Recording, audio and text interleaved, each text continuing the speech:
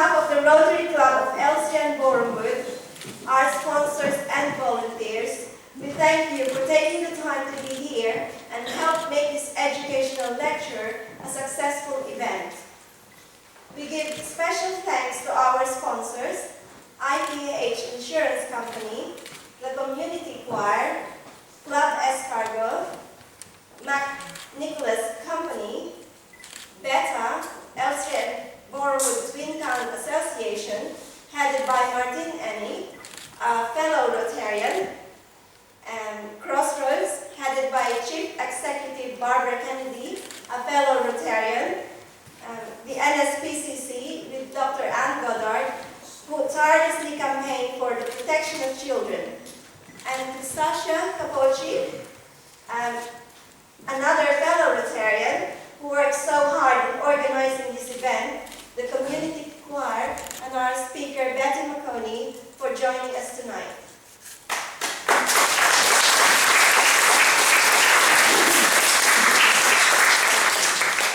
Betty Makoni, originally from Zimbabwe, founded the Girl Child Network, which cares for Zimbabwe's young sex abuse victims. Her organization has rescued more than 35,000 girls. She earned 2 degrees from the University of Zimbabwe and has been awarded numerous national and international awards. In 2007, Makoni won the world's Children's Prize for the Rights of the Child. These are just some of her achievements.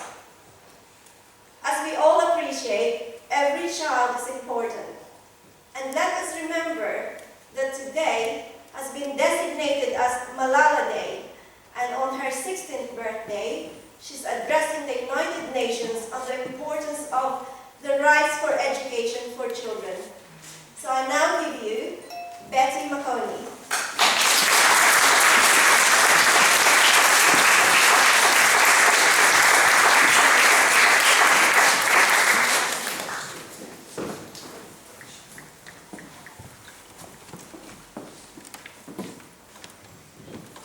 I just want to appreciate the choir.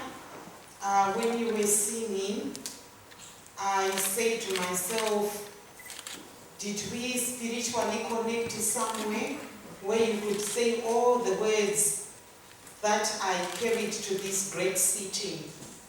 Ladies and gentlemen, the Mayor, the Royal Highness Princess Deo, my fellow African women, my fellow global women, I just want to say you are a great city in being the first one to host me in Great Britain. This is the first time I come to a city where people are waiting to hear from me. So what an honor, and I honor your mayor, I honor Sasha, I honor you, Barbara. You are too many to name one by one, but I think my chair of trustee is going to do that. What I just want to do is, I want to quickly take you through my whole life, just a quick, maybe less than 10 minutes, so that you understand why I do the work that I do. I also want to talk to you about Girl Child Network, the organization. I worked flat out 3 years, taking it in what I call my empowerment handbag. This is what I only brought from Zimbabwe. Crossing oceans, running away from persecution after my work had been very dangerous. Then you are a great city. I'm going to quickly end with a poem. I wrote a poem for the city. Maybe you are going to carry it in your hearts. I didn't put the choir, so I won't hand it to the mayor. I'm going back to the writing table, and I do it in the proper way. Because before you actually sang, after I've written the poem, but I want to add 2 more sentences on the poem. I grew up in Chitungwiza. It's a high-density suburb with over 1 million people. Unemployment is almost 80%. I was brought up in a family where there was domestic violence on a daily basis. Talk about mother and father fighting in the home. I became very curious, especially in my neighborhood, to say, why are the women always miserable? So as a little girl, everybody was careful to say, if you see that little girl going round, round, round, she's listening, just throw her away. So I became very curious why women were crying, why they were wearing sad faces, and I think I carried it in my heart. And then my mother lived in domestic violence. She lost 3 babies. She was trying to deliver naturally, and she was labeled a witch who eats her own children. But how can a woman eat her own children? Why the accusations against women? Again, as a young girl, I felt it in my heart. And then one day I come from school, I see people in a circle. There was a woman who was being beaten almost to death by the husband. And everybody who was there was like, uncivilized society, where you were cheering a woman being beaten almost to death. Everybody wanted the woman to cry, to scream, and to do whatever. My mother could not get out of the gate because she had so strong rules from my father. She was not allowed even to talk to anyone next door. I felt it as a child, and I became a child vendor. When you are a child vendor, you take 10 kg of tomatoes, onions, and whatever products they are. You go on the streets. It's just like throwing yourself in the deep of the night. You don't know whether you're going to come back. You don't know whether someone is going to take advantage of you. So my whole life from age 16, I carried the basket, the burden on my head. I wanted to do something for my mother. I wanted her to leave domestic violence. And here, I'm also speaking on behalf of those children. I know we all deal with domestic violence. But each time a mother is slapped physically, psychologically, you also slapped the child despite. So I felt it on my mother. So in solidarity with her, I sold things to get an income every night. It turned against me because on one night I got raped by a man in the neighborhood who thought little virgin girls would actually make him rich. Just like a little girl who is beautiful, people would come to his shop and that would make him have a big change store. 10 of my colleagues were also raped, but amongst the girls, I was the most vocal. I became angry. I felt the insensitivity. It was unjust and unfair. I wanted girls to speak out.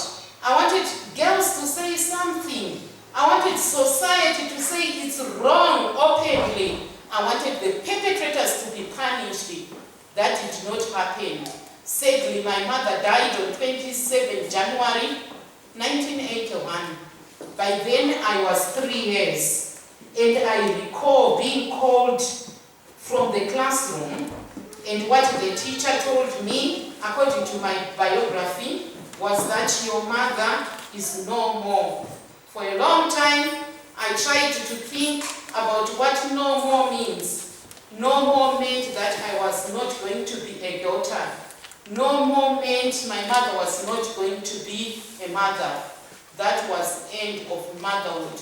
That was end of being a daughter. The next journey of my life from age 9, as a child, I had to do it on my own. There was no United Nations. There was no EU, there was no African Union who could come on your door to say, we have come to help you. So I said I would take it. I would fight it. I would fight poverty. We were poverty-stricken. So with 6 siblings, I became the mother. At age 12, my brother died. He drowned and he died. A mother at 12 losing a child. Even when everybody came for the funeral, they were saying they were sorry. Later on, I had to be a girl working at a school for my school fees. There was one university I had to go to. That university would change my whole life. So I managed to go to the University of Zimbabwe. I managed to raise my siblings. One of them, who was just a vendor of old tires, managed to come to England. He's in Birmingham. is now a biomedical graduate. My sister is now a nurse. My other brother is now a physics teacher in South Africa. We are the children that people did not want to talk to. We are the children who were rejected by society. And I remember people calling us children with evil spirits. Because when your mother died and you did something wrong, you were always labeled, you were stigmatized. I've come with a message of hope today, and you are going also to see it in the film. You are also, some of you who are going to get my copy of Never Again. You are going to read through All My Life. My message is, especially to the children that you are going to meet and work with, no matter what pieces break down in your life, pick them up. Pick them up and move forward. I worked at the school as a laborer. I did not die. I worked in people's homes as a laborer. I woke up every day 3 a.m. as a laborer. It made me stronger. I told myself, the only way to contribute to the world is not to go back with anger. It's to go back with a positive mind to say, whatever you have done to me, I want to be good to you. I started mobilizing young girls in a classroom. They started as 10. They grew to 50. They became 200. They became 1,000. We started a movement called Girl Child Network. I was going back to correct a wrong, to say, yes, I'm the local girl. I want to do something positive. I want all the girls who are silent to also speak like what I'm doing. I was a degreed woman by then. I saw girls dropping out of school. They tell you she's married. But how can society let a child who is only 11 years get married? How can Africa let down their own children? How can we even put acid on children in Pakistan? How can we stone them like what happened on Monday to a child who just touched a cell phone? How can we do that to human beings? We still have questions. How can we shoot a child who is just trying to touch a book? A book is something harmless, like in the case of Malala. In my case, I had to virtually hold little ones, 9-year-old ones, who were married. Stopping being a child to being a mother, just keep jumping from 9 years to most probably 30 years. There are girls deprived of their opportunity.